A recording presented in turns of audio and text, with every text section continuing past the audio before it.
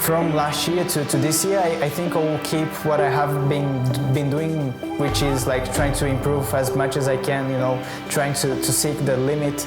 But I think something that changed, it probably the other is trying to beat me more than ever.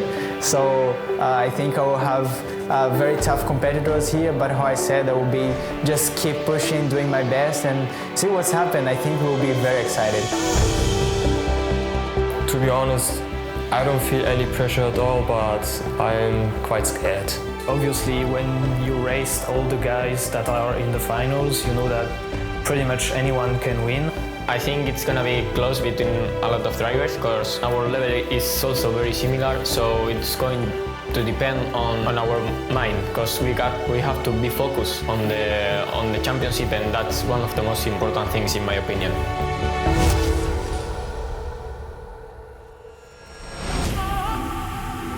It's the hardest team competition. The drivers here are the best in the world. There's more pressure because your teammates are counting on you. One mistake and your race could be over. If you know this, you can shine on the most demanding stage. This is the Manufacturer Series. Race 1 of the Manufacturers' Cup here at the Brands Hatch Grand Prix circuit, about to get underway. 5 laps of the track. And it is going to be very, very exciting. In World Tour 1 in Paris is about to get underway. BMW on pole position. Who will lead the way down towards the first corner?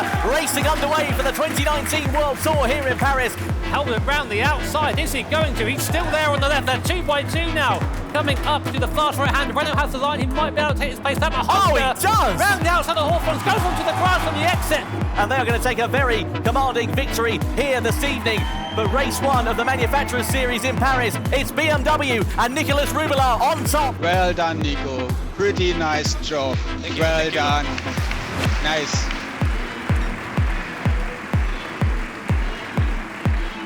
We get ready then to get race 2 of the Manufacturers Series underway. 5th gear, 1 more gear to go, but here comes the hairpin. Heavy on the brakes now, Honda on the inside, Porsche there as well. Porsche going to take both of them. Absolute sneak job there. For the second time of asking, can Porsche hold it? No, they can't. Nissan into second position. Brilliant stuff. Oh, and BMW made a mistake. They've lost a ton of time. Side by side, he's kept it there. And Kokobun just showing why he is the Asia Oceania regional champion. Behind as well. In the background, 3 wide, Tom. Absolutely fantastic stuff. Nissan into the lead of the race. But here is our winner of the second race of the Manufacturing Series, Ryoko Kokobun in the Nissan. What a race from him.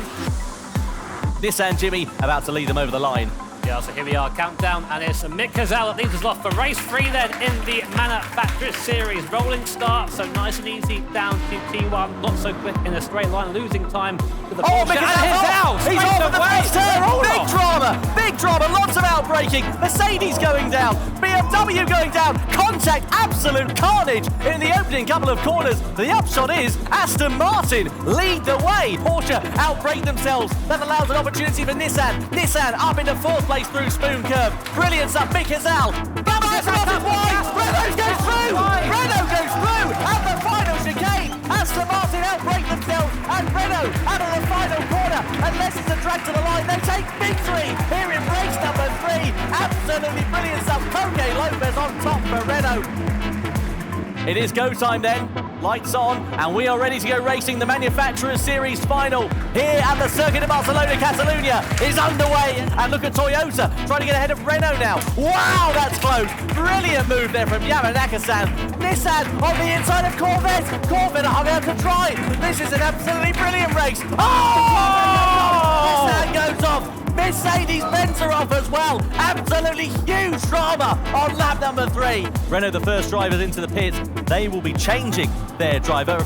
Push as hard as possible on that medium tires. Porsche on the outside, they go for the switchback. Are they going to get the traction? Yes, they are. Toyota lose out to Porsche. An absolutely blinding move there for Porsche. This is surely going to be the race-winning overtake for Aston Martin. Watch the Aston Martin in the straight line there. It's fast in the straight line anyway. Now it's got the slipstream. Mitsubishi goes defensive, but it's not far enough over. Aston Martin, you cannot defend that sort of straight line speed. Through goes the Aston Martin there, up into the lead of the race. And right now, if it ended as is, Aston Martin would be your champions. Nobody thought these guys would be coming away with the victory, but they come round the last corner right now, drive to the line, and Aston Martin are your champions here at Paris. Paris. What an absolutely fantastic result for them.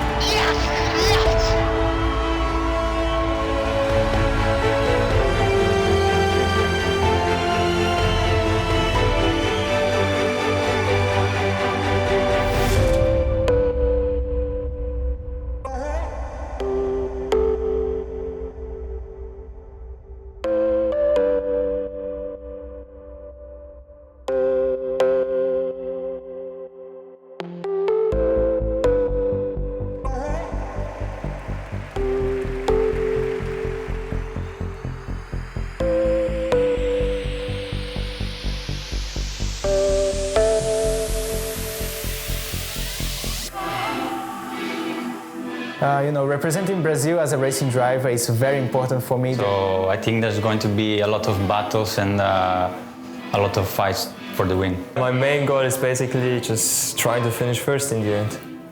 Lots of different drivers, lots of depth of talent. It is going to be very, very exciting for this semi-final. Last minute, take a breath, get ready as we go green for the Nations Cup semi-final A. This is the Nations Cup.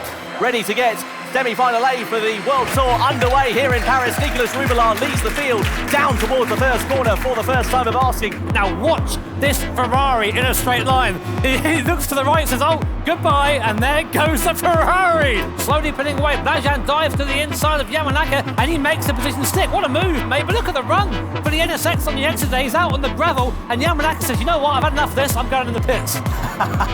He's going to try and do 2 in 1 here. That is absolutely incredible from Adam Brooks. Will he hold it? Meanwhile, Mick Hazal out of the final corner. A dominant performance, a great strategy from the German, and he takes victory in semi-final A. Nations Cup champion is about to lead us away for 7 laps here at the Fuji for semi-final B, and away they go. That's Portilla going very aggressive in the back. Goes up the fence. Oh no! Oh no! Off he goes, fired off onto the corner there. I think he must have lost it on entry, Tom, but that is his race done and dusted straight away. Oh, very closely done they go. Carrazza has the inside line. He holds firm, he holds position. Pierre Lenoir, though, says, thank you very much. I'll take a position off you there, Martin Grady. And there goes Lenoir. He gets it all kinds of wrong. Punts Daniel Holland wide, who goes off the circuit, and now it's all mixed match through here. Meanwhile, Igor Fraga, he's in the pits again, Jimmy. This is absolute disaster for the Brazilian. He made 2 pit stops. Oh, I can't believe it. Igor Fraga has gone from 9th to 5th position in the space of 3 laps. That is incredible progress after a strategy mistake. Jonathan Wong, a flash of the lights, and victory in semi-final B here at the Fuji Speedway.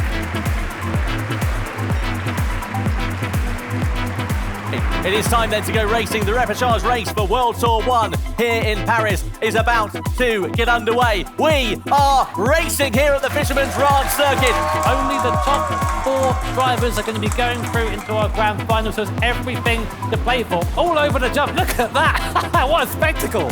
Still going. No, Yamanaka's in the wall. Yamanaka hits the wall. And Brooks Constantine is in the front of Lenoir. And also Brooks. Unbelievable racing there. He comes across the line and goes into the final. Igor Fraga wins.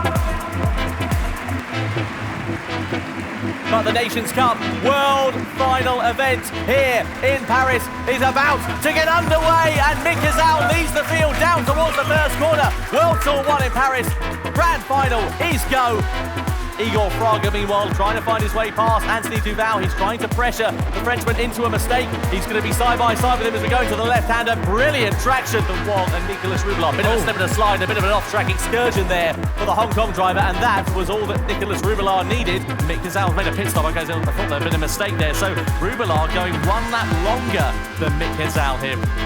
What about Rubbelard? And he exits the pit lane. Where's Mick Hazal? There he is. It's been a brilliant strategy call there for Nicolas Rubbelard. Hold on, Rubbelard with a big slide out of the final corner. Is that going to compromise his run? Look at how much he closes up under the brakes there, does Mick Hazal. This is so close between them. Meanwhile, we come on to the final lap here at Paris, and it's Rubbelard that takes us across. Hazal second, 1 third, Patrick Blajan. Patrick Blajan seems to have just fallen off the back here. Mick Hazal looking pretty set for second place, but Nicolas Rubbelard, stand up and take a bow. What a performance from the Chilean driver. He wins the grand final here in Paris. An absolutely fantastic result for Nicolas Rubbelard. He qualifies for the World Final in November.